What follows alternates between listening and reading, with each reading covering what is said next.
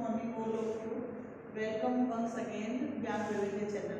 हमारा जो टॉपिक है वो चल रहा है आर्ट महत्व के पादप, जिसके अंदर हमने इससे पहले वाले वीडियो में भी काफ़ी सारे प्लांट्स के बॉटनिकल नेम लेते थे। आज हम लेने वाले निर्माण संबंधी महत्व के पादप। इनमें दो प्रकार से दिए हुए हैं, दो प्रकार की कैटेगरी आपके इसमें दी हुई है। एक तो है रेशेयुक्त प्लांट और दूसरा है आपका निर्माण संबंधी जो इमारती लकड़ियाँ होती हैं फर्नीचर वगैरह बनाने के लिए कास्ट से संबंधित जो लकड़ियाँ उनके बारे में दिया हुआ है। तो सबसे पहले हम लेते हैं रेशेयुक्त पादप। रेशेयुक्त पादपों का महत्व क्या, आर्थिक महत्व क्या है। रेशेयुक्त जो पादप होते हैं उनसे जैसे जो रेशे प्राप्त किए जाते हैं उनसे वस्त्र उद्योग में उनको काम में लिया जाता है, या फिर रस्सी बनानी है या दरिया बनानी है, विभिन्न प्रकार से हम इनका उपयोग करते हैं। तो आज इन्हीं के बारे में अध्ययन करने वाले हैं। इसके बाद में हम इमारती जो लकड़ियाँ होंगी, कास्ट होगा, उनके बारे में अध्ययन करेंगे। सबसे पहले हम रेशेयुक्त पादप लें। तो रेशे में कौन कौन से होते हैं, जैसे कि जूट है, कपास है, नारियल है, एक सनई पादप और होता है। ये पादप दिए हुए हैं आपके इस बुक के अंदर। तो सबसे पहले हम अध्ययन करने वाले हैं इनके बॉटनिकल नेम। सिर्फ हमें बॉटनिकल नेम देखने हैं, उसके अलावा नॉर्मली हमें बताइए रेशेयुक्त पादप होते क्या है। सबसे पहले हम बात कर रहे हैं रेशेयुक्त पादप में, तो नारियल को लेते हैं। सबसे इजी है नारियल। नारियल जो है उसका नाम बॉटनिकल नेम होता है कोकोस। कोकोनट से बना हुआ है, कोकोस न्यूसीफेटा। नारियल सबसे पहला जो पादप है इसका, उसको हम लेते हैं नारियल। कोकोनट से बना हुआ है कोकोस, और फिर आगे इसके जो जाति है उसका क्या नाम है, न्यूसीफेटा।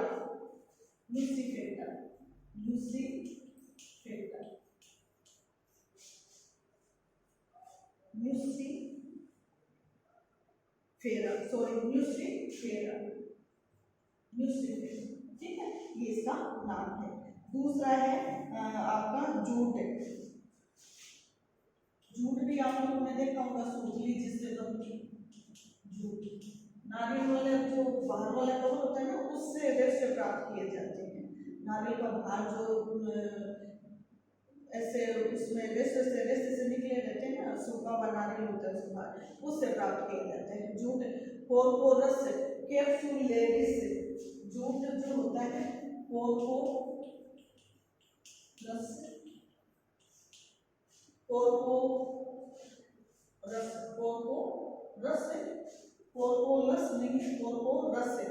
कैप्सुलेरिस, कैप्सूल के समान, कैप्सुलेरिस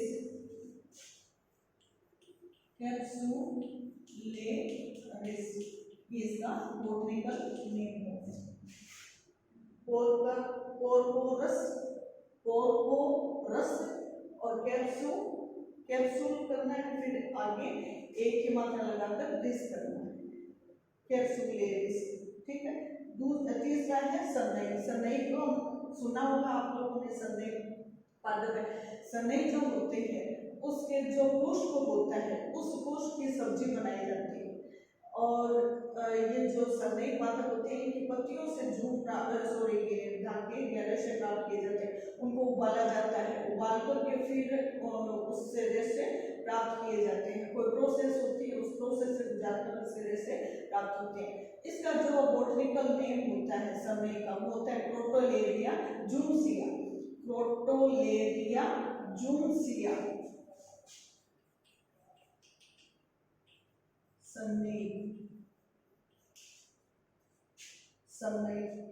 सनई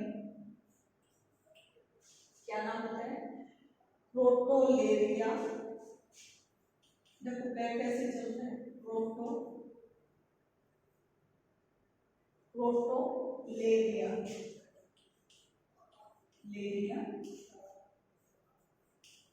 जूनसिया, ये इसका बॉटनिकल नेम है। नारियल हो गया, जूट हो गया, और आपका बच्चा है कपास है। कपास सभी जानते हैं, रुई कपास बहुत सी जातियां होती हैं। गोसिपियम जातियां होती है, उनसे इसको प्राप्त किया जाता है। ठीक है, कई प्रकार की जातियां होती है जिससे इसको प्राप्त किया जाता है। दूसरा हम इसका भाग लेते हैं, इधर इससे नीचे बता देते हैं। इमारती लकड़ी से संबंधित, इमारती लकड़ी या काष्ठ से संबंधित। इमारती लकड़ी या काष्ठ का मतलब क्या हुआ? टिम्बर, जो लकड़ियां प्राप्त की जाती है जिनसे फर्नीचर वगैरह बनाए जाते हैं, उनसे संबंधित ये लकड़ियां होती है, जिनको मोस्टली आप लोग देखते भी हो। रोइडा है, सागवान है, शीशम है, खेजड़ी है, नॉर्मली सभी जानते हैं इन पादपों के बारे में। इन पादपों के बारे में नहीं देखना, हमें तो इनका बॉटनिकल नेम देखना है। सबसे पहले हम देखें कि इमारती लकड़ियां होती क्या है। इमारती लकड़ियां किससे प्राप्त होती है? हमें पता है पादप से होती है। पादप का तना काम में लिया जाता है, टहनी काम में ली जाती है। टहनी या तना जो उसका भाग होता है वो उसके अंदर बल्ले बनी रहती है। जब उसको काटा जाता है तो गोल गोल गोल गोल ऐसे उसमें बल्ले बनी रहती है। उन बलों को ध्यान में रखते हुए उसकी आयु काल ज्ञात की जाती है। ठीक है। दूसरा, जो जाइलम होते हैं, जो जल और खनिज पदार्थों को भूमि से ऊपरी भागों तक पहुंचाने का कार्य करते हैं, वो जाइलम जब मेच्योरिटी की ओर होता है तो प्राथमिक और द्वितीय किस प्रकार से जाइलम में विभक्त हो जाता है। तो बाहर वाला जो काष्ठ के भाग होता है, जो मोस्टली कठोरता लिए हुए होता है, उस भाग को बनाने वाला जो पादप का हिस्सा होता है वो होता है द्वितीयक जाइलम। उसके द्वारा उस इमारती लकड़ी को बनाया जाता है, यानी उसमें वो कठोरता लाई जाती है या उसमें वो गुण ला दिया जाता है जिससे कि इजीली जो फर्नीचर वगैरह है उनको निर्मित किया जा सकता है। अब इनके कुछ एक वेराइटियां दी हुई है जिनको हम लेने वाले हैं। सबसे पहले हम लेते हैं सागवान। सागवान जो है सबसे मजबूत लकड़ी मानी जाती है। अपने राजस्थान में डूंगरपुर बांसवाड़ा एरिया उधर ये लकड़ियां बहुत अधिक आयात में पाई जाती है। इसका नाम होता है tectona grandis. Tectona grandis, tectona tectona grandis. ठीक है, ये इसका नाम है ग्रैंडिस। ठीक है, टेक्टोना। दूसरा है हमारा इमारती लकड़ी में सागवान हो गया, साल। साल भी आपने नाम सुना, मोटी लकड़ी होती है। इसका नाम होता है शोरिया रोबिस्टा। शोरिया शोरिया रोबिस्टा। सोरिया, सो से बना है सोरिया रोबिस्टा। रोबर्ट से बना हुआ है। ठीक है, याद करने के तरीके हैं। फिर हम लेते हैं शीशम। शीशम आप लोग जानते हो, जिसको टाली भी बोलते हैं। नॉर्मल अपनी जो आम भाषा है उसके अंदर टाली बोलते हैं। शीशम जो होता है उसका जो बॉटनिकल नेम होता है वो होता है डेलबर्जिया सिसु। शीशम से बना हुआ है शीशम।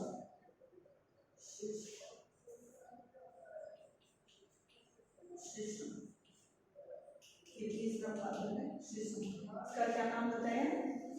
शीशम जो होता है वो शीशम से बना हुआ। इसकी जाति है डेलबर्जिया। डेलबर्जिया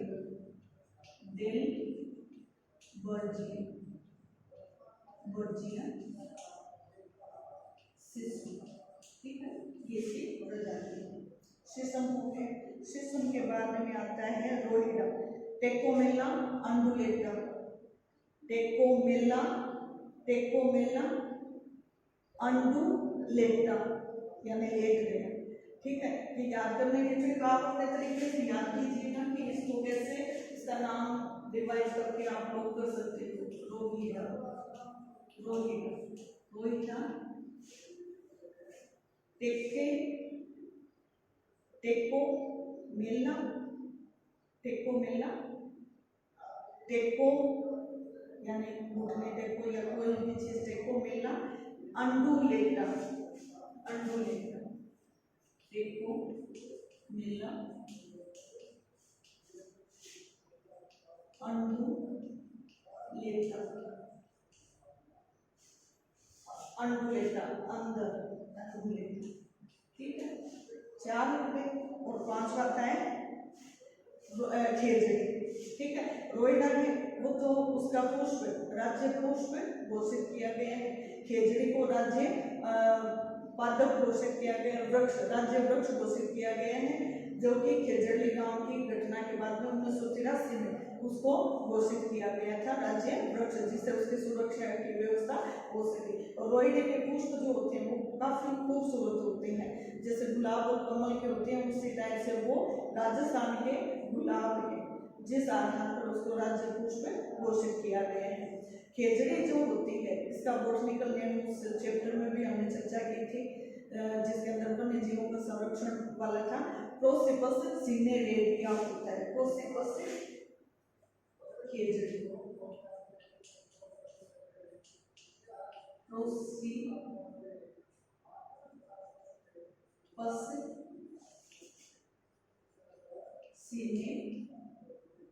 सिनेरेरिया, ये इसका बॉटनिकल नेम है, ठीक है। तो ये हमारे एक प्लांट और रहते हैं देवदार। देवदार नाम सुना होगा। देवदार भी काफी बड़ा सा प्लांट होता है, काफी लंबी हाइट वाला होता है, काफी मजबूती लिए हुए होता है। देवदार है तो इसका लास्ट वाला नाम तो देवदार वैसा वैसा रहेगा, स्टार्टिंग वाला है वो सिट्रस नाम है, ठीक है। इसको छठा देवदार, काफी लंबा पेड़ होता है, सिट्रस देवदार, ठीक है। देवदार से ही बना हुआ है। तो फटाफट इसको आप स्क्रीनशॉट ले लीजिए, मैं एक तरफ हूँ, आप इनका स्क्रीनशॉट लीजिए और फिर आगे हम देखते हैं, ठीक है। ले लिया। अब हम लेते हैं पादप से संबंधित हम देख लिया, अब हम लेंगे आर्थिक महत्व के जंतु, यानी जंतुओं से भी हम आर्थिक रूप से लाभ प्राप्त करते हैं। आर्थिक महत्व से संबंधित जंतु, आर्थिक महत्व वाले जंतु, पहले बात लेते हैं अब जंतु लेते हैं। आर्थिक महत्व का मतलब क्या है? जैसे नॉर्मली हम देखते हैं कि हमारे घरों में दूध आता है, दूध कहाँ से आ रहा है? कोई ना कोई व्यक्ति हमें ला कर दे रहा है या कोई डेयरी के माध्यम से आ रहा है। घी हम काम में ले रहे हैं तो वो भी क्या है, किसी पशु से प्राप्त ही अवयव होता है जिसको हम काम में लेते हैं। जैसे हम भोजन को प्राप्त कर रहे थे पेड़ पौधों से, ऐसे जंतु भी हमारे लिए काफी लाभदायक होते हैं। जो नॉनवेज होते हैं वो अंडे वगैरह लेते हैं या मांस लेते हैं, वो भी कोई ना कोई प्राणी होता है जिसके द्वारा वो अपना इस प्रकार की पूर्ति करते हैं। जैसे आजकल ये चीन वाला वो चल रहा है, जिसके अंदर चीन के लिए कहा जाता है या पहले प्रारंभिक जो गणनाएं आई थी उस आधार पर ये देखा गया कि कोविड-19 जो है वो जो चमगादड़ है उससे फैलने वाला था, कि चमगादड़ को वो खाते हैं चाइनीज, तो वो खाने से क्या हुआ, उनके अंदर वो कोविड-19 गए और फिर वो इस प्रकार से संक्रमित व्यक्तियों को, वो जो संक्रमित व्यक्ति था वो दूसरों को भी संक्रमित करता चला गया, ठीक है। तो चमगादड़ क्या हो गया, उनके लिए प्रिय भोजन हो गया। आजकल एक नई चीज और चल रही है टिड्डी। कुछ देश ऐसे हैं, अरब कंट्रीज, हो सकता है और भी कंट्रीज हो, जिनके अंदर इन टिड्डियों को अचार के रूप में, नमकीन के रूप में खाया जाता है। तो वो नॉनवेज हो गई, यानी टिड्डी क्या हो गया, उनका एक माध्यम हो गया, भोजन प्राप्ति का माध्यम हो गया। तो इस प्रकार से विभिन्न प्रकार से जंतुओं का महत्व हम देख सकते हैं। मधुमक्खी पालन भी हम देखते हैं कि मधुमक्खी के द्वारा हमें शहद है, मोम है, इस प्रकार की जो वेराइटियां हैं वो हमें प्राप्त होती है। शहद को हम बहुत अच्छा मानते हैं, औषधि के रूप में भी इसको काम में लिया जाता है। इम्यूनिटी पावर बढ़ाने में शायद बहुत ही मददगार होता है। रेशम कीट लाख को उत्पन्न करवाने वाला, लाख जो है लैक इंसेक्ट जो होता है वो लैक इंसेक्ट लेसिफेरा उसका नाम है, लेसिफेरा लेका, उसका जूलॉजिकल नेम है। पहले हम प्लांट ले रहे थे तो बॉटनिकल नेम था, अब में जंतु ले रहे हैं तो उनका जूलॉजिकल नेम या वैज्ञानिक नाम कहेंगे। लाख उत्पादन भारत के द्वारा पूरे विश्व में 80% लाख उत्पादन किया जाता है। इसका मतलब वो महत्वपूर्ण हो गया किसमें, लाख उत्पादन में। ऐसे ही हम ये मधुमक्खी पालन हो गया, लाख पालन हो गया। रेशम कीट की बात करें तो रेशम प्रदान करने वाला कार्य रेशम कीट के द्वारा होता है। बोम्बिक्स मोराई उसी को कहा जाता है, बोम्बिक्स मोराई उसका जूलॉजिकल नेम है। रेशेदार यानी रेशे प्रदान करने वाला वो कीट हो गया जिसको हम आर्थिक महत्व में गणना करते हैं। ऐसे ही मुर्गी पालन होता है, वो भी उससे से जुड़ा हुआ है। पशुपालन है या मोती जैसे जो अवयव है वो भी क्या है, समुद्री जीवों से प्राप्त होने वाला एक हिस्सा है जिसको हम समुद्री जीव के द्वारा पर्ल ऑयस्टर होता है उसके द्वारा ही हम प्राप्त करते हैं। इसके अलावा बहुत सारे और भी है, जैसे आप लोगों ने पढ़ा भी होगा कि ये जो ब्रश होते हैं या पॉलिश होती है उनको प्राप्त करने के लिए कुछ जलीय प्राणी होते हैं, उनके जो स्पोर्स होते हैं उनके द्वारा उनको प्राप्त किया जाता है। ठीक है, जैसे जैसे आगे आएगा वैसे वैसे हम इसके बारे में चर्चा करेंगे। तो सबसे पहले हम आर्थिक महत्व के जंतु प्राचीन समय से चला आ रहे हैं कि कोई ना कोई रूप में ये जंतु हमारे मददगार होते हैं। सबसे पहले हम देखें मधुमक्खी पालन।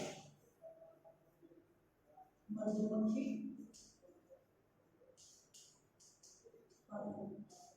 मधुमक्खी पालन से क्या होता है, यानी प्राकृतिक रूप से तो मधुमक्खियों में छत्ते होते हैं। मोटे वाली जो मधुमक्खियां होती है वो तो बहुत जहरीली होती है, लेकिन छोटे वाली जो मधुमक्खियां होती है वो बहुत ही आर्थिक महत्व की होती है। थोड़े से लिखने में अशुद्धियां रहती है, थोड़ा सा देख लेना। मधुमक्खी, ठीक है। मधुमक्खी पालन कृत्रिम रूप से किया जाता है, जैसे कुछ क्षेत्र डिसाइड कर लेते हैं, उस क्षेत्र में कुछ ऐसे बॉक्स से बना करके रखे जाते हैं जिनमें मधुमक्खी आकर के छत्ता बना लेती है। एक गार्डन होता है, पार्क होता है जिसमें विभिन्न प्रकार के प्लांट लगे रहते हैं, विभिन्न वेराइटियां होती हैं जिनसे वो परागकण में सहायक होते हैं ना, परागकण में परागकणों को लेकर आते हैं और फिर उससे जाते हैं दूसरे पादप के पुष्प पर वो छोड़ देते हैं जिससे वर्तिकाग्र तक पहुंच करके परागण की क्रिया को संपन्न करते हैं। तो वो वहां तक पहुंच जाएंगे, तो इसके लिए उसको क्या चाहिए, एक ऐसा उद्यान चाहिए, क्योंकि वो मकरंद लेती है, वो उसका खाद्य पदार्थ होता है। चूसक अंग होती है उससे चूसती है, फिर वो वहाँ ला करके उस छत्ते में इकट्ठा करती है। इकट्ठा करने के बाद में वहाँ से उससे मोम और मधु वैक्स बोलते हैं वो प्राप्त होता है, और दूसरा हमें शहद प्राप्त होता है। दो प्रकार की वैरायटी उससे प्राप्त हो जाती है, यानी दो अवयवों को उससे प्राप्त किया जा सकता है। दो अवयव हो गए, तीसरा हमारा क्या हो गया, परागण की क्रिया में ये सहायक होता है। परागण रेशम की, दूसरा हम लेंगे रेशम की। रेशम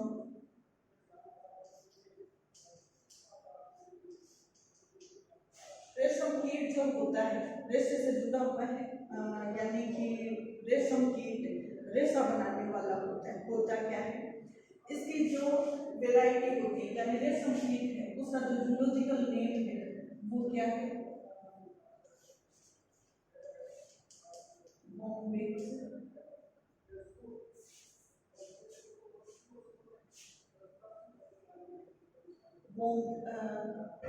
नाम होता है बोम्बिक्स मोराई। बोम्बिक्स बोम्बिक्स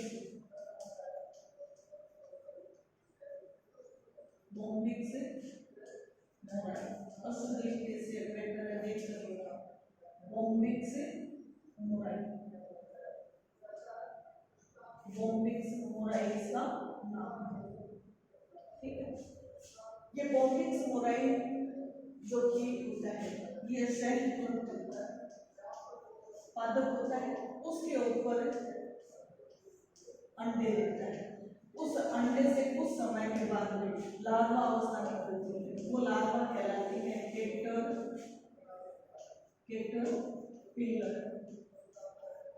लार्वा, ठीक है।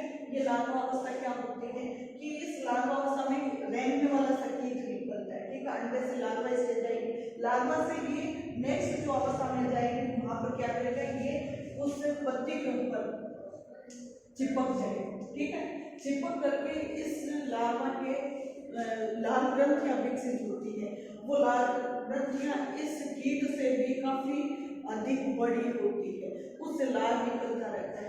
उस लार से क्या करता है, ये अपने चारों तरफ इस प्रकार से कोकून बना लेता है, ठीक है। लार्वा है, इसके चारों तरफ क्या बन जाएगा, कोकून बन जाएगा, उसको क्या कहेंगे, कोकून, ठीक है। ये कोकून जो होगा, ये कोकून ही वो होगा जिसमें इसकी जो लार है वो रेशे के रूप में प्राप्त होती है, ठीक है। कोकून बना लिया, कोकून बनाने का मतलब ये हो गया कि लार्वा ने खूब सारा भोजन कर लिया, अब वो निष्क्रिय अवस्था में आ गया और नेक्स्ट इसकी जो स्टेज होगी उसको हम कहेंगे प्यूपा, ठीक है। ये कायांतरण चलता रहता है, प्यूपा स्टेज में आ गया। प्यूपा में आने के बाद में क्या हो जाएगा, कुछ समय तक ये कोकून के अंदर ही पैक रहेगा, फिर उस कोकून से वो बाहर निकलेगा और कोकून क्या हो जाएगा, ठोस भूख में आ जाएगा, इसको तोड़ करके ये बाहर निकल जाता है, ठीक है। अब ये कोकून इसके किसी काम का नहीं है, तो उस कोकून को क्या किया जाएगा, पानी में डाला जाएगा, उबलते हुए पानी में, जिससे कि उसके रेशे को प्राप्त किया जा सके। ये जो कोकून होता है इसका जो वजन होता है 1.2 ग्राम से 1.8 ग्राम तक होता है। और आपको आश्चर्य होगा कि एक कोकून के द्वारा 1000 से 1200 मीटर लंबा रेशा धागा प्राप्त किया जा सकता है, ऐसे इसके अंदर क्षमता पाई जाती है। अब देखिए विडंबना, देखिए रेशम कीट भी लाने वाला कौन सा देश था, चीन था, सबसे पहले उसी ने अपनाया था। सबसे ज्यादा रेशे वाला जो ये कीट है उसका उत्पादन चीन में होता है, दूसरे नंबर पर जापान है और तीसरे नंबर पर हमारा भारत, जिसके द्वारा उसको पालन किया जाता है, रेशम कीट का पालन किया जाता है। तो मेरे हिसाब से आप लोगों को ये समझ में आ गया, इतना अगर आप लोगों के समझ में आ गया तो ये मान लीजिए सब कुछ समझ में आ गया है, ठीक है। एक साल के अंदर देखिए, एक साल के अंदर 2 से 7 पीढ़ियां इनकी प्राप्त की जा सकती है, यानी एक साल में 2 से 7 बार रेशम कीट को प्राप्त रेशे को प्राप्त किया जा सकता है रेशम कीट के, ठीक है। अब आगे तीसरा आता है रेशम कीट हो गए, मधुमक्खी पालन हो गए। अब ले लाख कीट हो, लाख कीट पालन। लाख वाला सब जानते हैं, महिलाएं उस चीज को अच्छे से जानती होंगी, लाख की चूड़ियां पहनने के काम में ली जाती है। तो लाख क्या है, लेग इंसेक्ट होता है, लेग कल्चर बोलते हैं इसको, और उसके द्वारा इसको प्राप्त किया जाता है। लेसिफर इसका जो बोटनिक जूलॉजिकल नेम है वो लेसिफर लेका होता है, लेसिफर लेका नाम से ही बना ये इसका नाम है, कौन सा वैज्ञानिक नाम या जूलॉजिकल नाम, वैज्ञानिक नाम, ठीक है। भारत का इसमें भी 80% लाख उत्पादन पूरे विश्व में किया जाता है, यानी पूरे विश्व में भारत का 80% योगदान इसका रहता है। लार्वा जो होता है वो क्या होता है, जो उसका कीट होता है उस कीट के लार्वा स्टेज, ये भी लार्वा स्टेज होती है, लार्वा के द्वारा एक रेजिन युक्त पदार्थ होता है जो कि वायु के संपर्क में आने पर रेजिन युक्त पदार्थ होता है, वायु के संपर्क में आने पर कठोर बन जाता है, टुकड़े से उसके बन जाते हैं, फिर उसको कुछ प्रोसेस से गुजार करके गर्म करके फिर उससे चपड़ी है या लाख है उसको बनाया जाता है, यानी उसमें जो क्वालिटी अच्छी वाली होगी उसको लाख में कन्वर्ट कर दिया जाएगा और जो हल्की क्वालिटी की होगी उसको चपड़ी के माध्यम से बना दिया जाता है, यानी चपड़ी बना दी जाती है। तो ये इस प्रकार से लाख कीट का पालन हो गया, जिसके अंदर हम देख सकते हैं कि ये जो लाख कीट होता है उसमें मादा जो होती है उसका आकार नर से बड़ा होता है, नर से बड़ा होता है, ठीक है। मादा का आकार नर से बड़ा होता है। मादा जो कीट होती है वो रंगीनी फसल को देने वाला 50% जो लाख इंसेक्ट होता है, रंगीनी फसल बोलते हैं, वो 50% भारत में इसके द्वारा की जाती है। तो अधिक से अधिक जो ये लाख कीट होता है वो लाख को उत्पादित करता है। उसके लिए क्या चाहिए उसको, जिस पेड़ पर वो रहता है उस पेड़ की जो कोमल पत्तियां होती है उनको चूज करके वो अपने अंदर उसको समाहित करके रखता है, उसको इकट्ठा करके रखता है, फिर वो धीरे धीरे उसको रेजिन पदार्थ के रूप में उत्सर्जित करता है। और ये जो शल्कीय कीट होता है उसके द्वारा ये अपने चारों तरफ लाख से बने हुए आवरण में, जैसे कोकून उसमें लिया था ना रेशम कीट में, सेम ऐसे ही उसके अंदर बनता है, वो एक हार्ड आवरण बन जाता है, उसके अंदर वो लार्वा स्टेज होती है, वो प्यूपा में कन्वर्ट हो जाती है, उसके बाद में वो प्यूपा एडल्ट में कन्वर्ट होता है तो बाहर की तरफ निकल जाता है। तो इस प्रकार से इनको प्राप्त किया जाता है। लाख उत्पादन की दो प्रचलित विधियां हैं, दो विधियां हैं जिनके अंदर एक तो पुरानी विधि है, पुरानी विधि अमनोवैज्ञानिक थे, यानी मनोवैज्ञानिक वैज्ञानिक तरीके से नहीं थी, अवैज्ञानिक तरीके से थी। वैज्ञानिक तरीके का मतलब एक प्रोसेस से गुजारा जाता है, कीट को मारा नहीं जाएगा बल्कि उसको तरीके से वहां से हटाया जाएगा जिससे कि आगे की पीढ़ियों को भी प्राप्त किया जा सके, आगे भी उसका लाभ उठाया जा सके। आधुनिक विधि क्या है, आधुनिक विधि ऐसे है, रांची में इसका एक अनुसंधान केंद्र है जिसका नाम है भारतीय लाख अनुसंधान केंद्र, रांची में है, जो बिहार स्टेट में है, रांची जगह, वहाँ पर ये अनुसंधान केंद्र है जिसके अंदर लाख का उत्पादन किया जाता है, वहाँ कीटों का संवर्धन होकर के उनसे लाख उत्पन्न करने का कार्य किया जाता है। ठीक है, उसके बाद में अब आते हैं मछली पालन।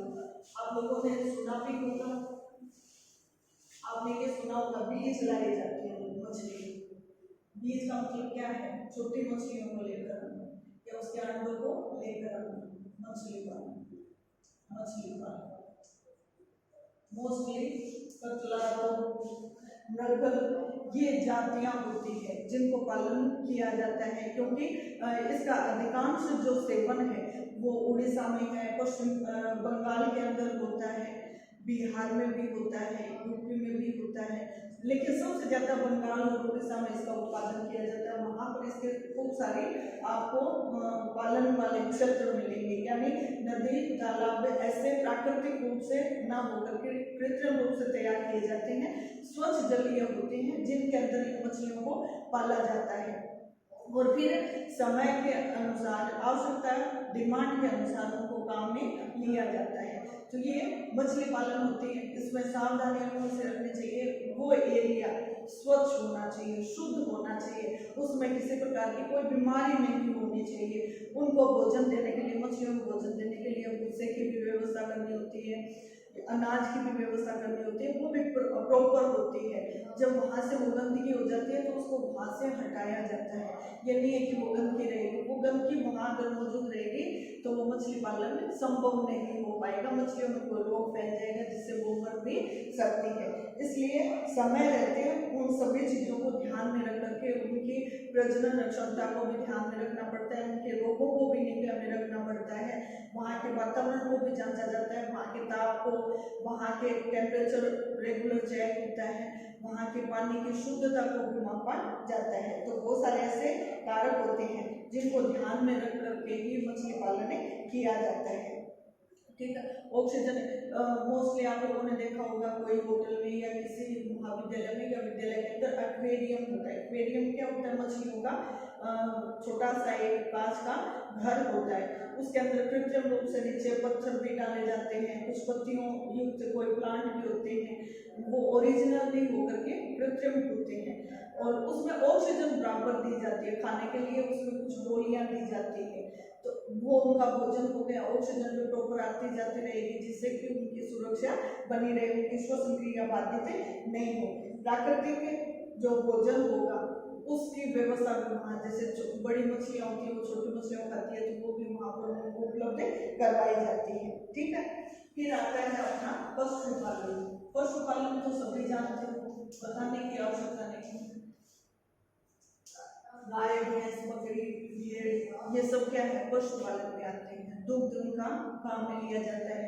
भेड़ की बात करें या बकरी की बात करें तो दूध के अलावा उनके जो बाल होते हैं उनसे भी जैसे शॉल बनाई जाती है या फिर कंबल बनाई जाती है या स्वेटर ऊन के रूप में ऊन प्राप्त की जाती है, जिससे स्वेटर और सर्दियों से बचाव के लिए इन कपड़ों की व्यवस्था की जा सके। तो पशुपालन के बहुत अधिक फायदे हैं। दूध हो गया, ऊन वगैरह प्राप्त हो गई, रेशे प्राप्त हो गए, वो ऊन वाले रेशे प्राप्त हो गए। तीसरा, अगर हम देखें पशुपालन के अंदर तो इनके जो अपशिष्ट कारक होते हैं वो काफ़ी हद तक बहुत अच्छी माने जाने वाली खाद होती है, जो कि खेतों में दी जाती है। खेतों में देकर के फसल को अधिक से अधिक प्राप्त करने का कार्य किया जाता है, क्योंकि ये जो खाद होती है ये आजकल रही नहीं।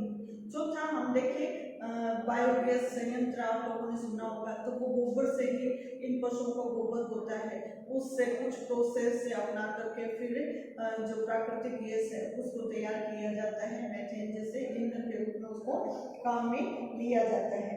इसका एक तो डेयरी उद्योग हो गया।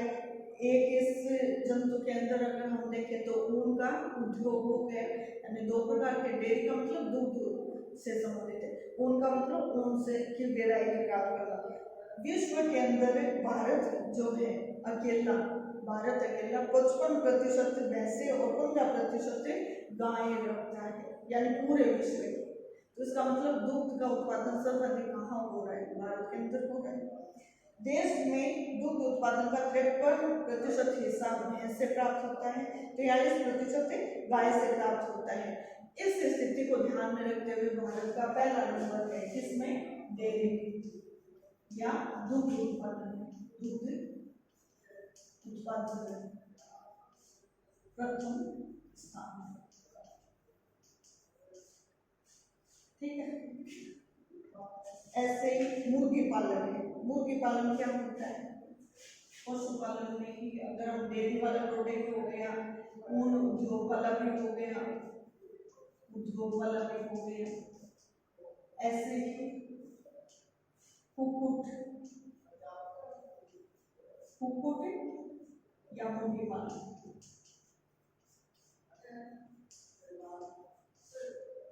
ये कोविड-19 आया था तो क्या हुआ, मुर्गी फार्म हाउस वालों ने मुर्गियों को वैसे छोड़ दिया। सबको डर लगा कि कहीं बर्ड फ्लू ना हो जाए, जिससे ये संक्रमित होकर के दूसरे व्यक्तियों को भी संक्रमित कर दे।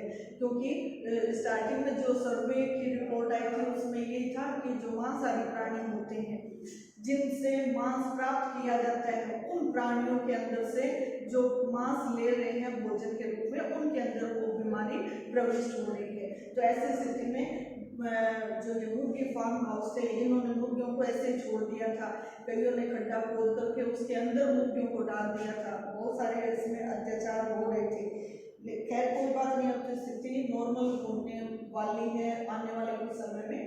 तो मुर्गी पालन क्यों किया जाता है, कुक्कुट फार्म हाउस क्यों होते हैं, अंडा जो कि अनिषेचित अंडा होता है उसको खाने के काम में लिया जाता है।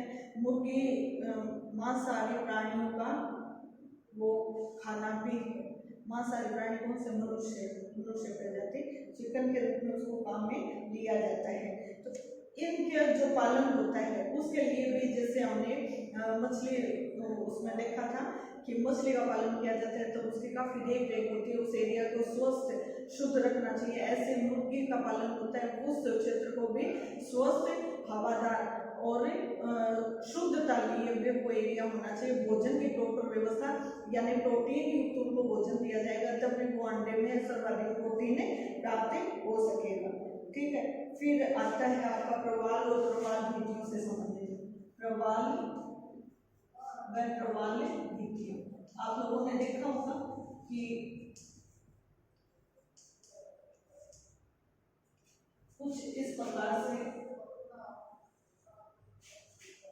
ऐसे संरचना होती है, समुद्री जीवों में कवच होता है ऐसे, ठीक है। इनके अंदर ये क्या सुंदरता लिए हुए होते हैं, प्रवाल और प्रवाल भित्तियां। ये प्रवाल भित्तियां क्या होती हैं, सिलेंट्रेटा वर्ग होता है, समूह होता है। सिलेंट्रेटा कौन सा होता है, फोरिफेरा में तो छिद्र से होते हैं। सिलेंट्रेटा में क्या होता है, उसके अंदर बहुत सारे कोशिकाओं के उत्तक पाए जाते हैं। वो समूह क्या करते हैं, उस प्राणी को सुंदरता लिए हुए एक निश्चित सुंदरता, जैसे फोरिफेरा प्राणी सबसे ज्यादा खूबसूरत माने जाते हैं, समुद्री जहाज की तरह होते हैं। तो सिलेंट्रेटा वर्ग के जो प्राणी होते हैं उनमें प्रवाल और प्रवाल भित्तियां पोलिप बनते हैं। पोलिप का मतलब होता है समूह है। छोटे छोटे ये प्राणी अपने एक निश्चित जगह पर स्थित हो जाते हैं और धीरे धीरे उस क्षेत्र को घेरते रहते हैं। समुद्र के तली में जो चट्टानें होती हैं वहां पर ये एक जगह पर स्थित होकर के अपनी संख्या को बढ़ाते हैं, उस एरिया को कवर कर लेते हैं, वो पोलिप होती है। तो ये जो संरचनाएं होती है देखने में बहुत ही खूबसूरत होती है, बहुत सुंदर सुंदर कलर में ये दिखाई देती है, डिजाइन में दिखाई देती है। तो ये प्रवाल और प्रवाल भित्तियां होती है जिनको इनसे समुद्र तल से प्राप्त किया जा सकता है। मोती संवर्धन, नाम सुना हुआ मोती। आठवां है मोती या मुक्ता। मोती संवर्धन, मोती संवर्धन मतलब क्या होता है, समुद्री प्राणी होता है। समुद्र का मतलब लवणीय, सॉरी लवणीय युक्त जल वाले प्राणी। पर्ल ऑयस्टर, पर्ल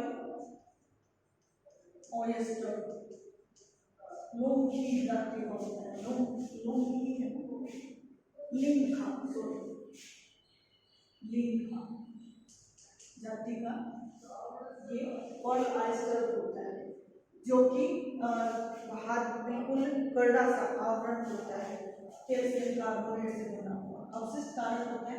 प्राणी क्या करता है, जो पर्ल ऑयस्टर है वो क्या करता है, अपना बचाव करने के लिए कैल्शियम कार्बोनेट को स्रावित करता है और ये एक कवच बना लेता है। अंदर छोटा सा सुंदर सा मोती होता है, वो भी उस प्राणी की सुरक्षा करता है। जापान में इसकी टेक्नोलॉजी बहुत अच्छे से बनाई हुई है, बहुत अच्छे से बताई हुई है, जिस आधार पर मोती का संवर्धन किया जाता है, मोती को उत्पादित किया जाता है, उसका वहां पर कलेक्शन किया जाता है, उसको बनाया जाता है, कृत्रिम प्रकार से तैयार किया जाता है।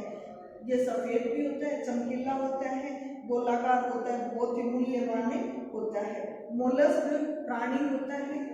मोलस्क का मतलब क्या होता है, एक कठोर आवरण युक्त प्राणी जिससे उसकी सुरक्षा होती रहती है। ठीक है, ये लिंगा सबसे उत्तम क्वालिटी वाला जो पर्ल ऑयस्टर से प्राप्त मोती होता है वो लिंगा होता है। समुद्री जीव से प्राप्त होने वाला ये मोती होता है। स्वच्छ जल में पाए जाने वाले सीपियों से जो मोती प्राप्त होता है वो कम मूल्यवान होता है। ये सबसे अधिक मूल्यवान मोती, ठीक है, समुद्री, समुद्री, ठीक है। अब आगे है ये जो जंतु है इनका महत्व क्या है, यानी हम अन्य महत्व क्या दे सकते हैं, अन्य महत्व जैसे अभी हमने लिया था मोम है, शहद है, लाख है, रेशम है, ऊन है, डेयरी है, प्रोटीन है अंडे के रूप में, आदि को प्राप्त किया जा सकता है। ऐसे ही कुछ रंग हैं जिनको इन जो शल्क कीट होते हैं, शल्क कीट का मतलब जो रैंक पर चलने वाले शल्कीय संरचना पाई जाती है, उनके सूख जाने पर उनसे टैनिन और कोक की नोल, टैनिन और कोक की नोल जैसे रंग प्राप्त किए जाते हैं, ठीक है, जिनका उपयोग सौंदर्य प्रसाधनों में किया जाता है। अपमार्जक के रूप में भी होता है, यानी कुछ कीट ऐसे होते हैं जो अपमार्जक का कार्य करते हैं, यानी कोई व्यक्ति मर गया है, कोई जंतु मर गया है या किसी प्लांट की मृत्यु हो गई है तो वो सड़े नहीं, उसमें बदबू नहीं आए, इसके लिए क्या होते हैं कि कुछ सूक्ष्म जीव होते हैं, वो क्या करते हैं, अपमार्जक का कार्य करते हैं, यानी उसको उसके शरीर को अपघटित कर देते हैं जिससे कि उसमें सड़ने जैसी क्रिया ना हो सके।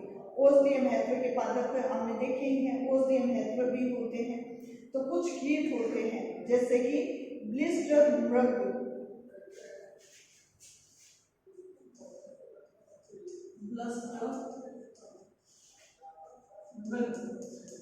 बीटल होती है, ये क्या होती है, औषधि के रूप में, औषधि के गुण वाली होती है, गुण वाला कीट होता है, ठीक है, जिससे केंथाराइडिन औषधि, इससे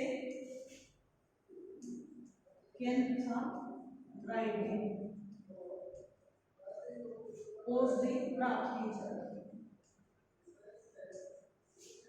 इससे कीट से, इस बीटल से प्राप्त किए जाती है, जिसका उपयोग कहाँ होता है, बाल झड़ते हैं वहां इसका उपयोग किया जाता है, ठीक है।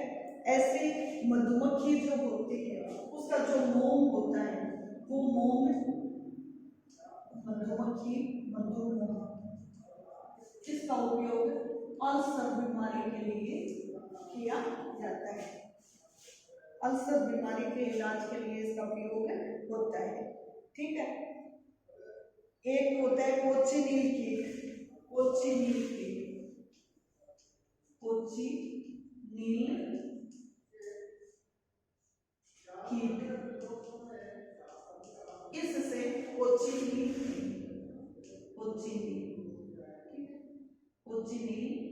कीट से एक अवयव प्राप्त होता है, जिसको कहा जाता है कार्निनिक अम्ल, कार्निनिक अम्ल, इससे कुकर खांसी, यानी कुत्ते जैसे खांसी आती है, उस खांसी के मिटाने के लिए औषधि के रूप में इसको काम में लिया जाता है, इस कीट से प्राप्त होती है, ठीक है। चेहरे पर से तंत्रिका पीड़ा जो होती है उसको भी इससे समाप्त किया जाता है, यानी उसका उपाय किया जाता है, ठीक है। ऐसे भोजन के रूप में भी हमने देखा कि ये जो मछलियां वगैरह थी, मछलियों को भोजन के रूप में काम में लिया जाता है, यानी भोजन प्राप्त किया जाता है।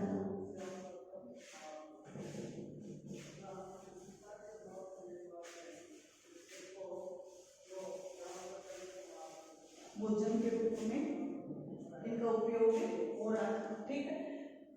कुक्कुट वाले में भी भोजन को प्राप्त किया जा रहा है।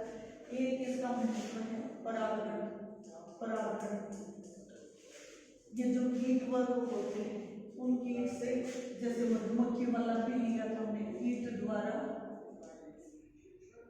पराग कणों को दूसरे वर्तिका तक पहुंचाते हैं, तक